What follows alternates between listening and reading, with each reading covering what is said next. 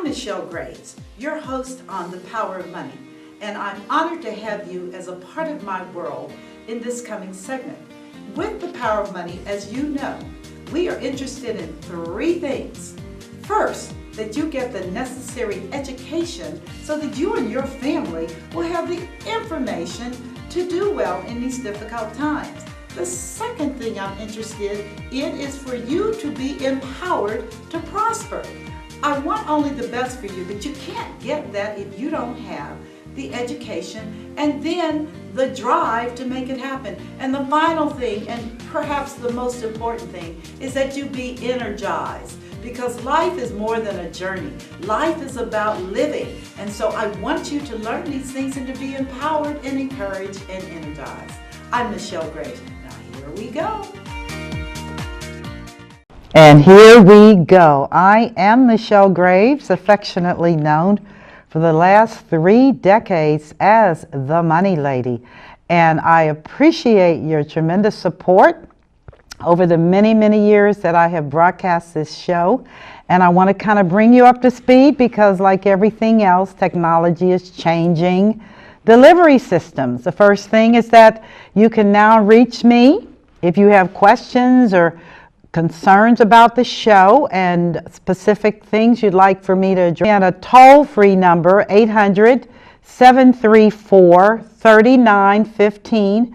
That's 800-734-3915. It'll take you through some quick prompts. You press 1 to get me. There are other prompts for different things you'd like, material, etc. The other thing is, please be aware that you can see all of these shows, including many, many, many back episodes, going back 7 years on YouTube, because that's how long we've been putting our stuff on YouTube, 7 years. So if you will type in under the search bar, that's the little magnifying glass at the top of your YouTube icon. If you'll type in The Power of Money, Michelle Graves, just like that, The Power of Money, Michelle Graves, you will get, oh my gosh, so much content. I think we have over 200 shows on YouTube that are all dealing with different aspects of your financial health, financial information, wellness, as well as spiritual transformation information. We've covered a wealth of topics with some of the smartest people I know. So again, peruse YouTube. You can also reach me via DATV.com. I'm blessed and honored to be a part of the DATV family. That's Dayton Television family. They have produced this show with such a standard of excellence for so many years that I would be hard-pressed to go anyplace else. I mean, they're just wonderful, wonderful people. And it makes a difference in terms of the quality of information that you get out here to your viewing audience. So I want to give you those 2 little snippets for you to recognize. 800-734-3915. If you want to get information or leave comments, etc., that's a toll-free number. And also, if you want to look at episodes, including this show itself, it'll post in, I guess, maybe a week or so. You can watch it. And the nice thing about YouTube, and I've said this over the years, you can stop, you can watch it 24 hours a day, and you can truly get good information that will help you and your family to prosper. That is my agenda. Never changed over all these years. I started doing television in 1982. And I'm telling you, it's never changed. People still have questions. They still want information. They want no nonsense information. They want you to call it the way it is. And trust me, I've been in this industry for well over 40 years now. And it's amazing. Everybody's story is different, but nonetheless, everybody's story has areas that can be improved and areas that can be truly transformational if you understand how it works. And really what it works like, as I said in my last show, is about a change in your mindset. You need to get over thinking that you're the only one going through tough times. Everybody has, as Oprah says, their own truth. They do. Everybody does. Everybody, I don't care what color you are, I don't care what part of the world you live in, everybody is trying to get through this experience called life on planet Earth. Everybody has families. Even if their families are dysfunctional, they still have families. They came through some portal, and so they're here. Majority of people have children because children are your legacy. You're going to die, and they are going to pick up the slack. So that's all a part of life and what's going on. I'm just trying to help you so that you will be able to get serious about your life choices. As I said on the earlier show, you have to be ready, willing, and able. I didn't say it was going to be easy, but you have to be ready to listen. You have to be willing to make changes. And then you have to be able, meaning you have the self-discipline in place where you recognize, I got to do this, and therefore you do it. I'm just telling you, 40 years of doing this has taught me that people do not arrive at the finish line unless they have a plan. One of the things, as I said, is marriage. That's a big part of life. Because people marry and marry and marry. Why? Because human beings have a basic desire for friendship, companionship, and loyalty. They'd like to feel that their spouse can be their friend, maybe their best friend, hopefully, can provide them with companionship because nothing is worse than being alone. I mean, loneliness as you grow older can be a problem. And again, it's just about recognizing that this is where our world is. People do get married. In the United States, they not only get married, but they get divorced. And boy, oh boy, is our divorce rate, it's sad. It is sad. It really is. But I will say this to those of you that have made up your mind. You back off on marriage until you have a proper foundation. And until you really know that spouse, that person you feel you're so in love with, you want to back it up. You want to make sure that that's going to be a long-term click. You want to make sure that your spiritual camaraderie and compatibility is in place. I'm not prepared to say that people of different tribes can't get along. We do know that Germans married English. We know the Scots married the French. We know that, people marry people. But I'm saying to you, it's an easier road if you have common goals, common background, commonalities on both families, because when you get married, you're marrying their family. Good, bad, and ugly. DNA is not personal. Okay? If you're marrying into those kind of situations, you need to be fully aware and wide awake so that you're not shocked when things begin to manifest in your beloved spouse. Okay, which is, I didn't believe that. Well, if you looked at the family, maybe you would have. Okay? So this is not a conversation I even feel comfortable having, but it is a conversation that I feel I have to have because people continue to get married over and over and over again, not understanding that you got to go back to basics, which is, what is your mindset about relationships? What's your mindset about compatibility? What's your mindset about camaraderie? As much as many people don't like the online dating sites, eHarmony and all that other, one of the things they do that I find very interesting, and before you say anything, no, I have not participated in any of them. Let me just clear the record, not that I speak badly, because I don't. I do feel that their methodology is logical because they do a full analysis of your personality. And they also asked you to be truthful. Who don't you like? Who do you like? What kind of people do you want in your life? What are your religious preferences?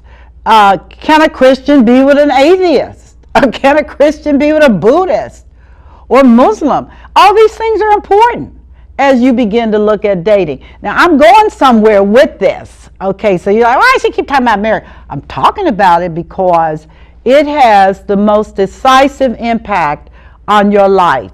Trumping your job, trumping children, trumping marriage is a core foundation of life, globally and in America. And because in America we have failed so miserably, 1 in every 2 people is divorced or getting divorced or has been divorced. That's of the world. It's very specific to what is happening here. So I thought I would put in my 2 cents and then talk about on this segment how to prepare for retirement when you've got a young wife or a hot honey and you got young children. So this show is really for women that are married to older men, men that are married to younger women, wanting a second look at life, and how you need to begin to prepare properly to make sure that all things go well for you.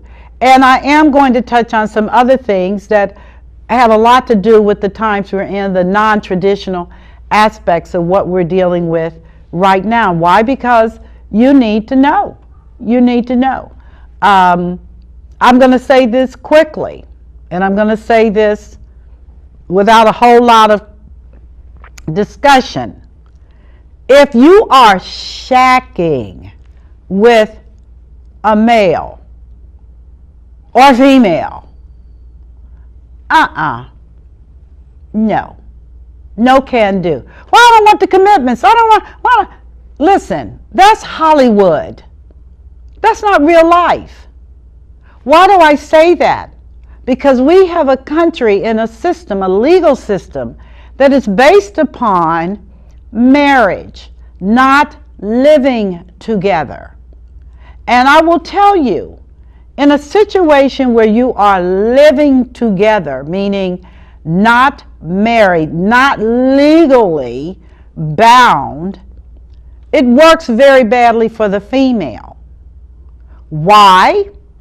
Because again, who do you think the laws were made for? I'm a female.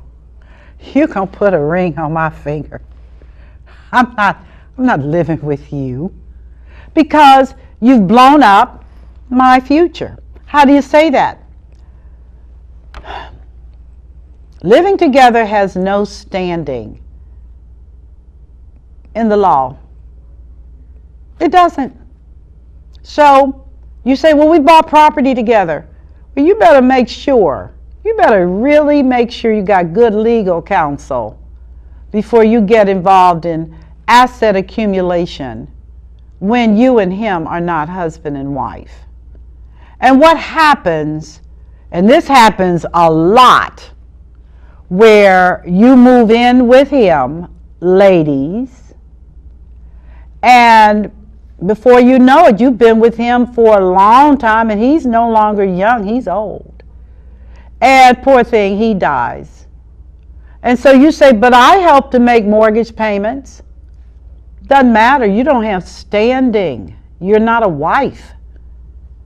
And therefore, when it comes to estate settlement, you may find yourself out of a house and everything else.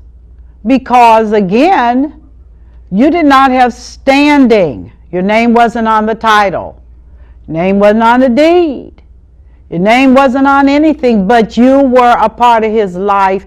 And you know that in his heart of hearts, he wanted you to have his property. Excuse me. He wanted you to have your property. Okay? But because you violated the rules, there you are. Now, am I suggesting that everybody run down to the courthouse and get married? I'm saying to you that any woman that's been with a man for 10 years or more unless you have significant net worth, like Goldie Hawn. Her and Kurt Russell have never been married. It doesn't matter. They both millionaires, and they're happy, and they've worked it out. But is that you? Okay? Are you Goldie Hawn? Have you worked it out? Where you have net worth, where if your spouse dies, it's nothing. The money goes per trust. It's in a trust anyway. And so it doesn't matter. But the majority of women have not thought about this well. And I share with people, marriage is the foundation of our economic infrastructure in the United States. And actually, marriage is the economic pillar of world order. People get married, they have children, they have grandchildren, they have great-children, then they die. They pass stuff on, and they pass stuff on. When you violate rules, you're going to find that you're the one that's going to get violated. So, if he doesn't want to marry you now, better now than never. Better find out now than never. You tell him, I need these things structured so that I will have my take, and he says you're being materialistic. Sounds like trade out time, trade in time, next time. Better now than when you are truly in a bind, like he dies and his kids tell you, you got to go. Oh, you don't think people do that? I'm telling you for myself, from what I have advised and counseled. And when people have come and sat across from my desk tearfully, trying to figure out what to do when their lover, not legally married spouse, dies, and the children basically say, you got to go. We want to sell the house, and you're not involved, and goodbye. And even down to funeralization, if you can believe that. There's no obligation if things have not been properly set in motion that you can even be there. It's a nice thought, but there's nothing that requires you access at a funeral for your beloved man of 26, 27, 30 years who never would marry you. Because, who believes in that? Let me tell you something. A whole bunch of people believe in it. They believe in it so much that the King of England put his wife in the top of a castle because the Pope told him, you cannot divorce her. And so he said, well, I may not divorce her, but I'm going to get rid of her. And into the turrets of the castle he put her and married another woman. And it caused a breach in the Church of England and the Catholic Church, and the rest is history. All this over the legitimacy and sanctity of marriage. Not a lightweight thing. And you are worth more than that. I don't care how liberal you think life is. There is an order and a cadence to how things proceed. I'm so serious. And it does involve marriage. So the subject matter today is not for those of you foolish, and I'm going to say foolish, women who are shacking with men without the benefit of put a ring on it, as Beyonce would say, but just want the feeling, the sensation of having a mate. But he's not your mate. He's a free agent, meaning he can call in somebody else. He can cut you loose. You don't even have to pay for it. Oh, my God. Whew. Anyway, subject of my show today is what happened with all this stuff going on out here today. What happens if you're the wife, legitimately married, with children, to a much older man? What do you do with that? How does that need to work? Particularly as he's growing older, and some of the steps that you need to take and think about thoughtfully. If you haven't, this is a wake-up call for you. I applaud you that you are legally married. That is a biggie, and that you're not just living with him, having children by him. okay? But that you are his wife, and therefore there's some things you need to be aware of, particularly and especially if he is the primary breadwinner. Now, and you're the stay-at-home wife, or you may have a smaller job, but he's the muscle man here. He's making the money. He's the one that is making it happen. And you're great and tickle pink, and I'm with you on all that. I'm good. Now I'm gonna give you some points. First thing is that you need to talk to your husband about where things are. You can even let him watch his YouTube and help him along, because you can tell him this is something that was brought to your attention you had not even thought about. But that, you know, that Miss Gray, she's always calling it the way it is, and I'm calling it today. The first thing that I want to share with you is that if you're a much younger woman married to an older man, there are some realities of aging that you probably never thought about.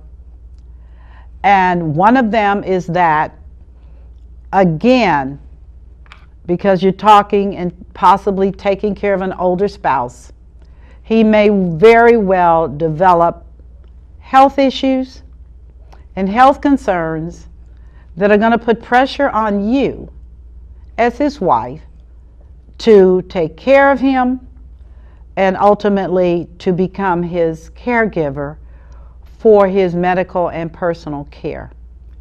That's a handful right there.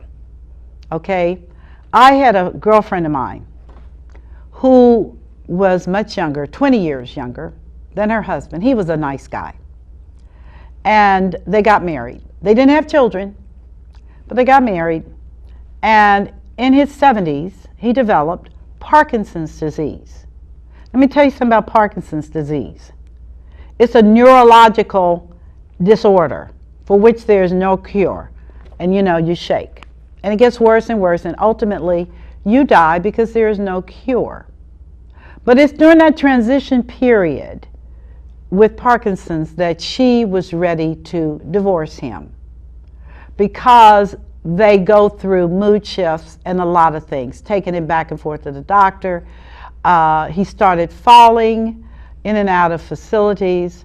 Their family's financial picture changed because he did not have long-term care insurance. So that's out-of-pocket stuff that started happening to him. He was having to pay for all of this care, and it was creating problems in their home. And his personality began to shift because they are sick. And she was like, he doesn't want me to leave the house. He thinks I'm going to leave him. And I said to her, well, not to be facetious here, but I know people that have left their spouses in the middle of breast cancer. Okay?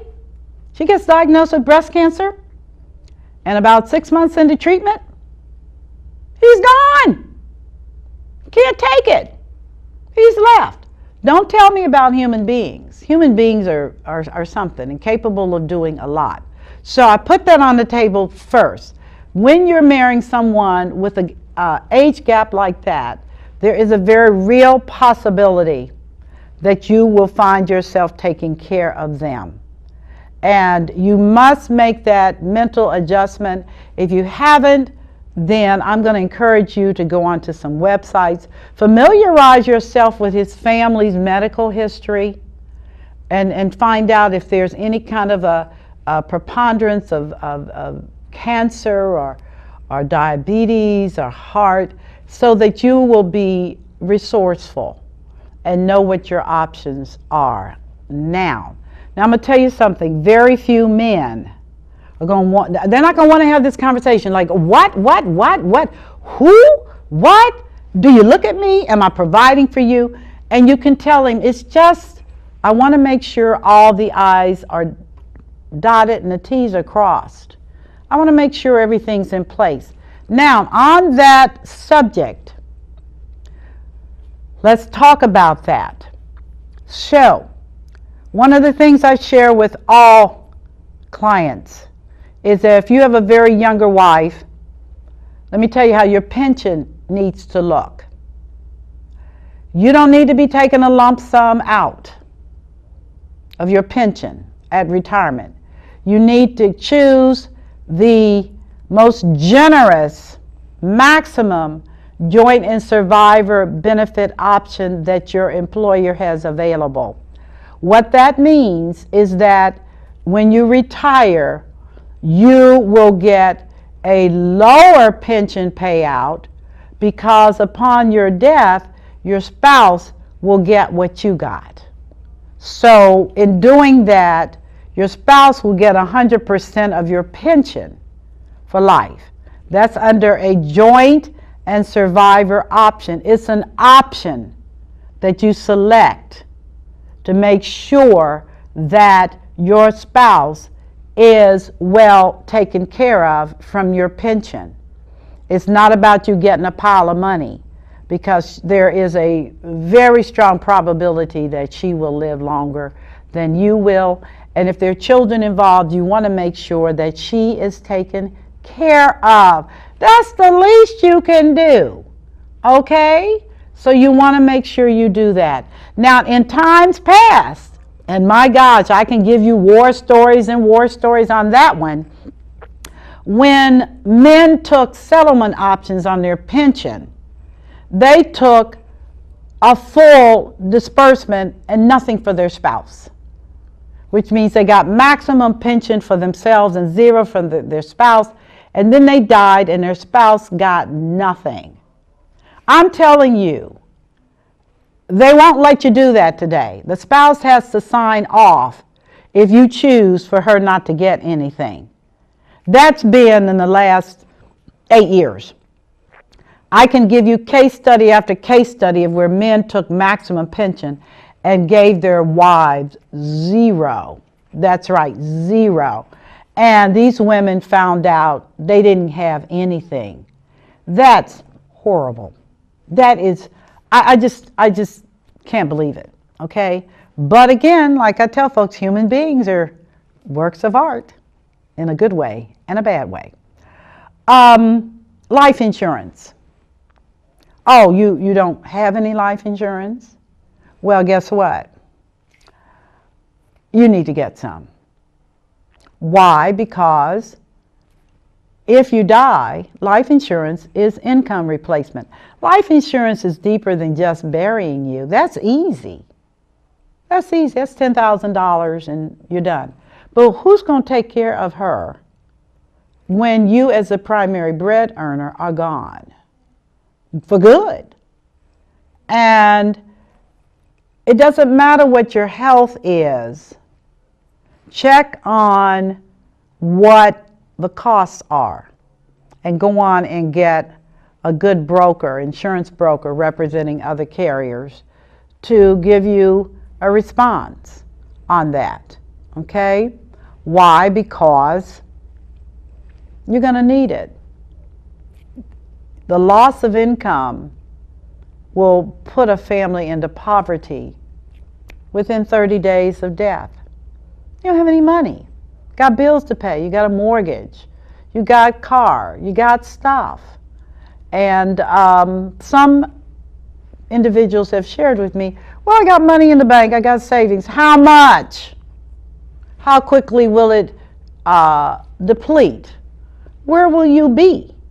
These are major considerations when you're dealing with age disparities. You've got to be willing to take care of her. Oh, really?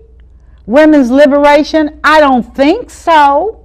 When she married you, the assumption was that you would be her rock and her provider for her and the children.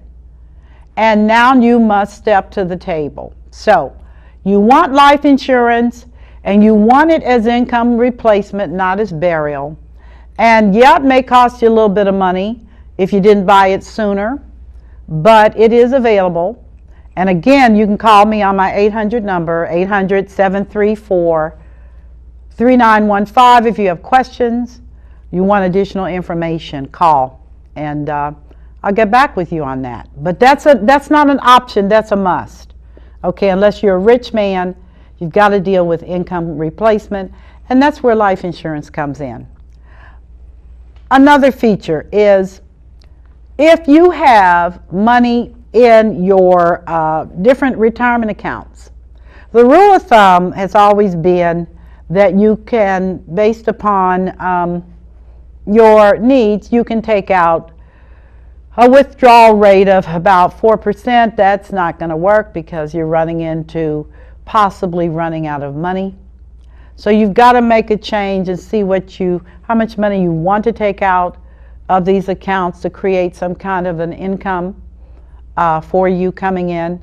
A lot of you don't have pensions. This may be your alternative, but again, you still have to do the math. You can go to the Internal Revenue Services joint life expectancy to calculate realistic amounts for you and your spouse. They have a joint table that you can go to. And again, I have to say to you, because your spouse is going to live longer than you, I mean, anything can happen. They may not. But the probability is that they will. And therefore, you want to make sure that they are okay and that you all do not run out of money. One of the biggest challenges facing retirees right now, and I'm speaking directly to baby boomers, is that you didn't save enough money. You took vacations. You spent money on stuff you didn't need. You added a kitchen when you didn't need a new kitchen. You just spent money. And now that money is gone. And statistics say that the average baby boomer only has $25,000 set aside. That's it. Woo! That's hard. That's very hard. And I don't have any answers other than you need to expect to work longer. As I tell my peers, there's no harm in delaying retirement indefinitely. Indefinitely. You say, I hate the job. Trust me, the millennials and the Generation Xers you work with every day pray you will retire, want you gone. You're like, I can't take it, okay? But retirement is a personal decision, and it has to be based upon your affairs being in order. You don't want to be in a situation where you're pushed out, because if you're pushed out, you got some other stuff you're going to have to deal with, okay? Namely, am I going to get my health benefits to continue? At age 65, yes, you do get Medicare, but your spouse doesn't. Medicare is an individual health plan, okay? So if she's been riding under your benefits while you've been working on this job and you're 65 and out, now you've got to go into the marketplace and find some health insurance for her and the children, unless your employer has a severance package that includes her and the children in continuation of health plan. And I'm just telling you, I haven't seen them. Maybe they're around, but most employers are screaming right now about health care premiums and the opportunity to get you off the payroll, get you on your own plan, and then let you work it out with your wife and children. That is major, okay? And I'm saying this because whether you have a young wife or not, for all of you that have wives that are younger than you and you're coming out the system, if she's not working, you better have another plan for how to get coverage for her under an individual health policy. Yes, it's an uncertain market. Yes, premiums are going up. Why are the premiums going up? Because truthfully, seniors use the benefit. I mean, insurance companies are not churches. They have to make profit. And if you're sick all the time and you're using the benefit, then they're going to price it accordingly. I mean, I wish I could say I'm paranoid about the insurance industry. I'm not. I've been in insurance for 45 years. It's a very competitive industry. They price competitively. Are there some things that are not so good? Correct. There are. Show me an industry that perfect. Not happening.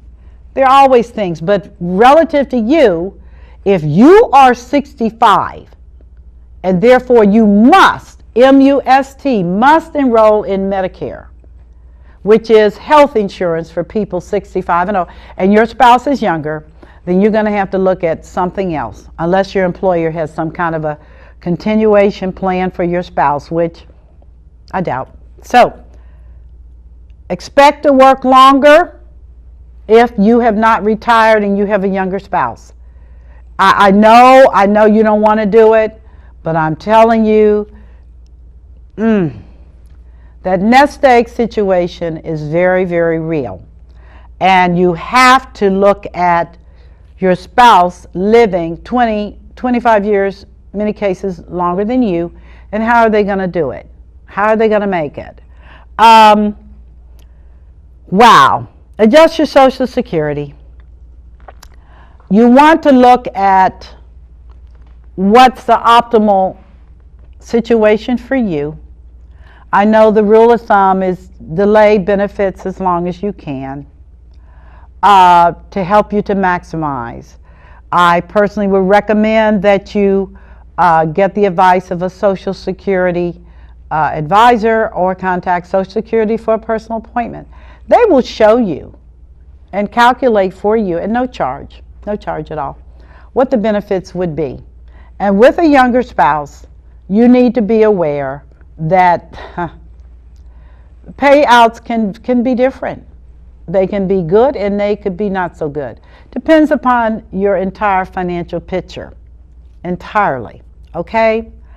Another thing I want to share, and this is the truth, because with so many people today, with people having multiple marriages, with people having late marriages, with people having second, third, fourth, fifth marriages, there's a lot of messiness out here.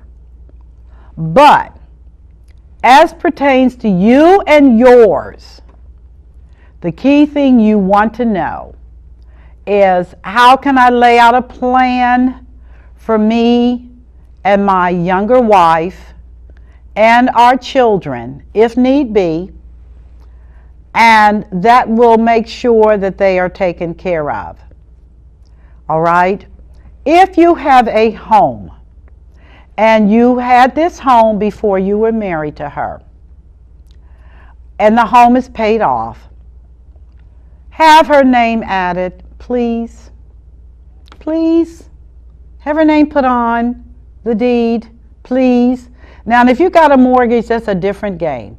Because they're not going, you can put her name on the deed, but the mortgage is still in your name, and if you should die, the bank is coming for their property, okay, unless you have insurance to pay off the balance.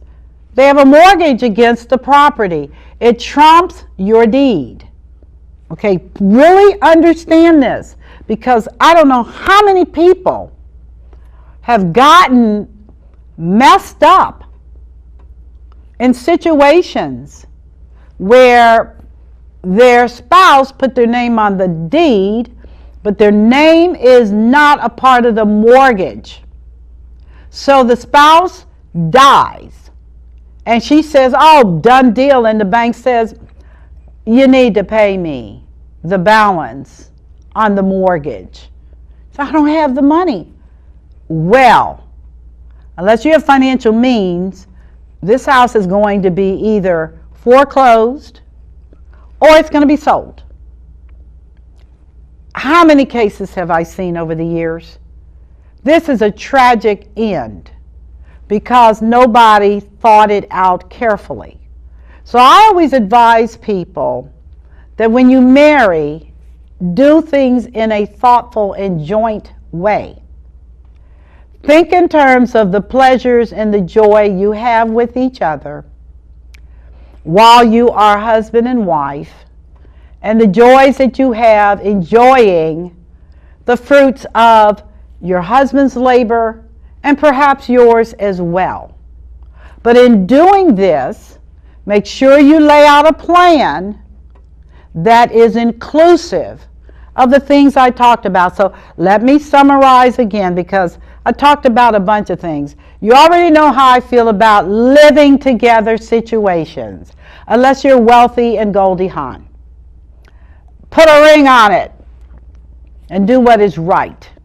Now, if you discover that there's some things he's into that you don't want to be into, then my question is, why are you into this? Why would you waste your time and energy on a loser? Oh, did I say a loser? Did I call your man a loser? Yes, I did. Because you're not going anywhere with that situation. And again, like life, you want to be progressive. And then at the end, when you transition out of this world experience, you want to transition knowing that all things are in place and in order. Okay?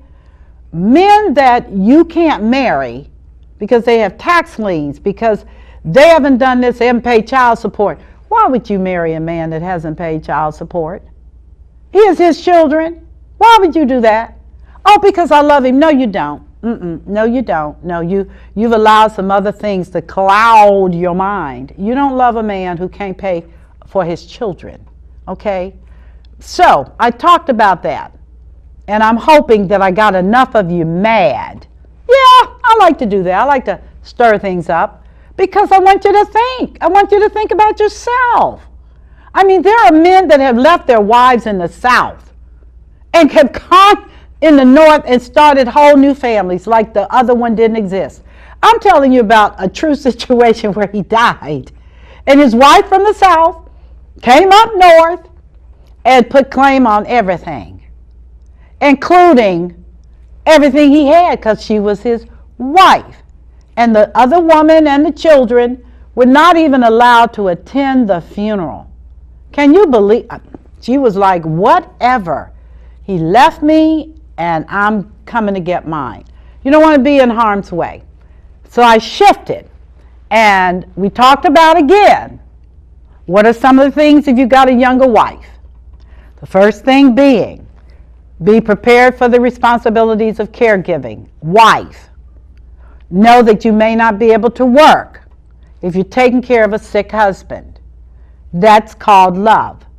You want to make sure you have the financial resources to take care of him while he's having a difficult time. Now, in all fairness, she could get sick too. He could be 70 and she could be 50 and she could come up with cancer. And it could be debilitating. And he'd have to be her caregiver. Life is weird. But I'm giving you the most typical situations, which is when you marry a younger spouse and quiet as is kept. Some men marry younger women because they want to make sure they're going to be taken care of. Hope that's not you. But moving ahead, probably wind up having to be the caregiver. Be aware of what the financial responsibilities and the emotional costs are going to be on that transition. Okay, if you have children, what does that look like?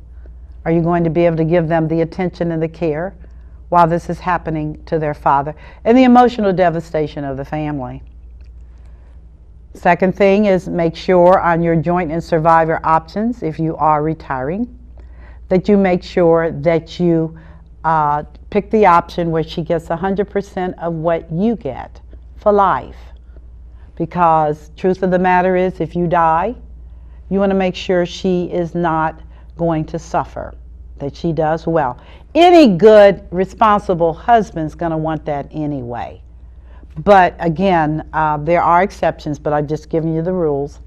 I want you to consider life insurance as a form of income replacement for her in the event of your demise, so that she will have a nice pot of money that she can live on. Now, there are trusts that can be set up, life insurance trusts, all these kind of things, if there are children involved. But I want you to wrap your hands around the concept of life insurance as income replacement and not burial insurance. Those are two different things. You want to make sure you get buried because nobody's going to pay for you. Okay? You want to make sure all that's done. That's a part of pre-planning. But you also want to make sure that she has income replacement. You want to make sure that you do not go crazy taking money out of your tax deferred accounts known as IRAs because you're going to have to live on that for a long time. And she may as well. So you want to make sure that's in place.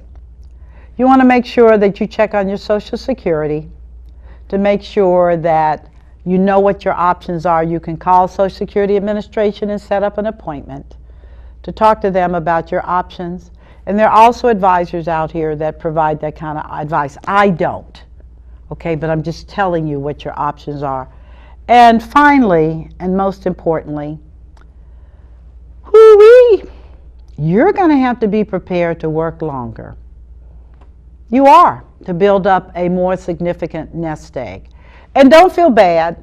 You got lots of company because most people in my age group are going to have to work longer, and they're going to have to build up a nest egg, and they're going to have to deal with the reality of deteriorating health because a car and a body are very similar. Some things on an old car you just can't replace.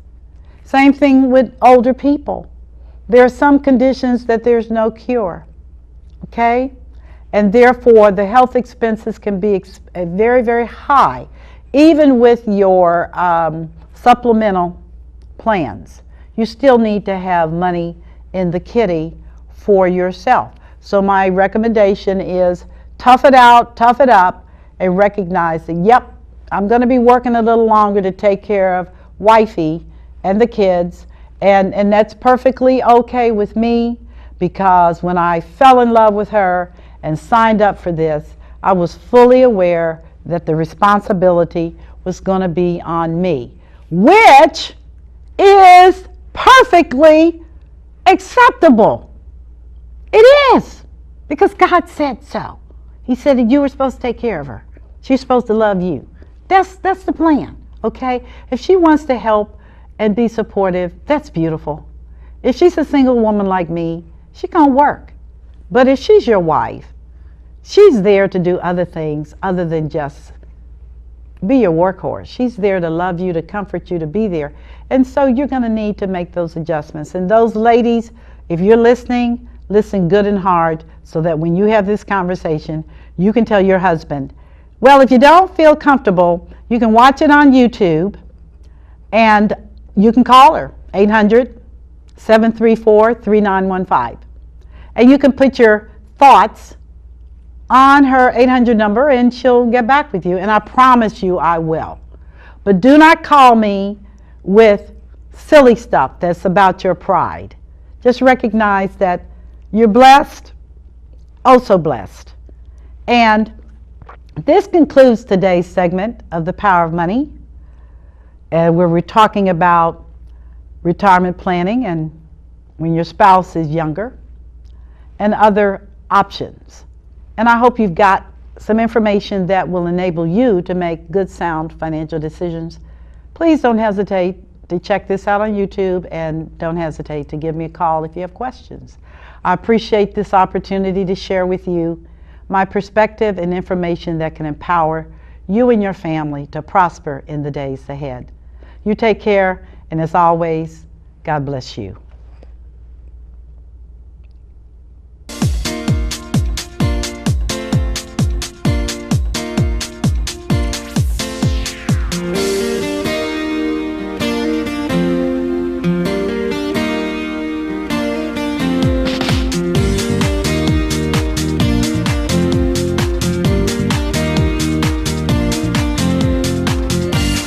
I kind of messed up. can edit it. You can edit it. I finished out. The rest you can edit. You're good.